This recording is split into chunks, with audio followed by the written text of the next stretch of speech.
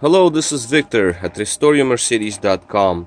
This video is for Carlos in Spain, and these units are from 92 model 600 SL. In America it's 93 model year, but they were built in 92.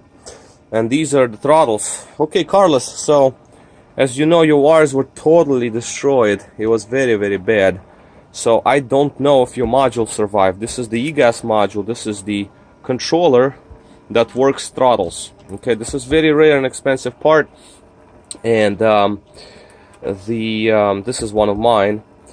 And because you have so many shorts, I don't know if this one is alive now, because the wires were bare, they were touching everywhere. So now I did it my way, everything is nice. Now, in terms of actual units, these are very nice units. Internals are perfect. So, and externals are also pretty clean. They cleaned off nice, as you can see. They look very good. Now, these been on the bench test for quite a long time.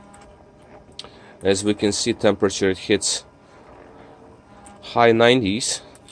Okay, so that's just to show you that the units had been working for quite a long time.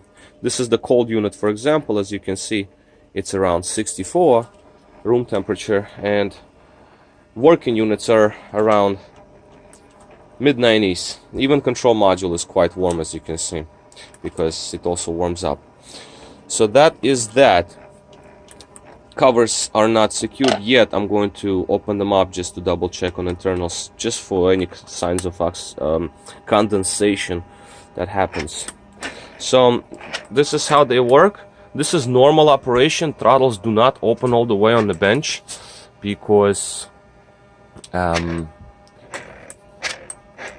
do not have other control modules connected to this unit. It's a standalone test, so that's all I can do. But that's good enough. I mean, as you can see, they do work just fine. These are noisy units. They make a lot of noise, usually when cold, because the design of the motor and gears are metal. So they make a lot of screeching noise. Not to worry about. That's just the way they are. Right now they're quiet because they're fully warmed. Now the underside. This unit has original gasket attached to it. As you can see, I left it. This unit had some other gasket attached to it. Once I started cleaning it, gasket fell right off, so you would need another gasket. I'll take a look at my parts. Maybe I'll have one. I'm not sure. I have to double check. If I have one, I'll just add one to it. I mean, I'll just attach it to it with zip ties. You can later on install it, so you don't have to go to a dealer. Gasket is cheap. It's a couple of dollars, so it's not a big deal.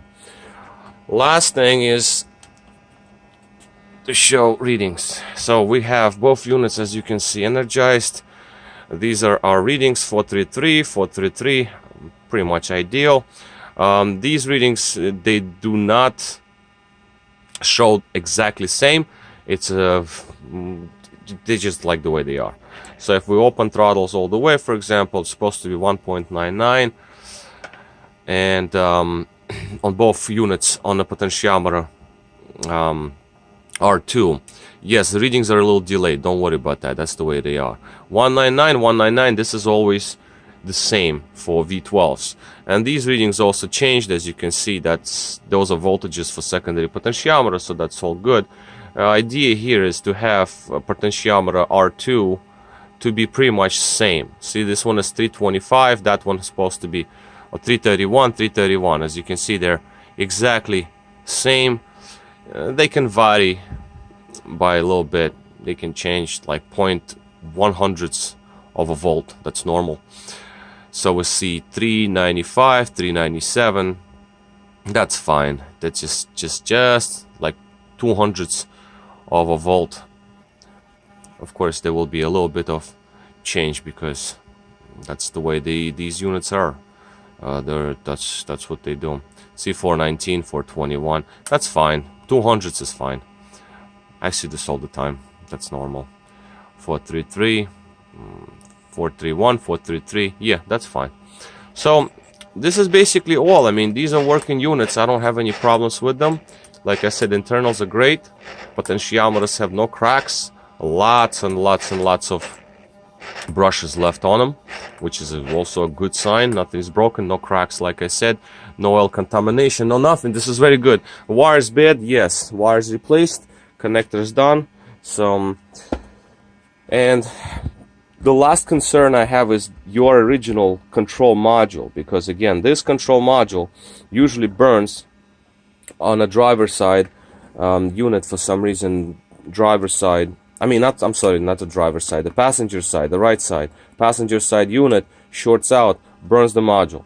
So as you can see, with good working module, both throttles do work. On your module, it should work as well. If they don't, then the module is dead. So you have to double check. See, I don't have none of these connected here, so all of these readouts are pretty much off. So because other modules are not connected, so we don't have communication. See, these are other modules that's supposed to talk to. I only have EFP, and the other ones fail, because it is what it is. You know, I don't have other computers. And again, LH2, EZ, yeah. Well, anyway, my major concern is the actually what I want to see readings to be equal, and they are, so we're good to go here. Alright, so I guess this was a long video. Maybe if weather allows, maybe I'll plug them into another vehicle and make another addition to the video just to show you that they do indeed open all the way, but that might be in the evening time, because my daily driver V12 now is not by the house.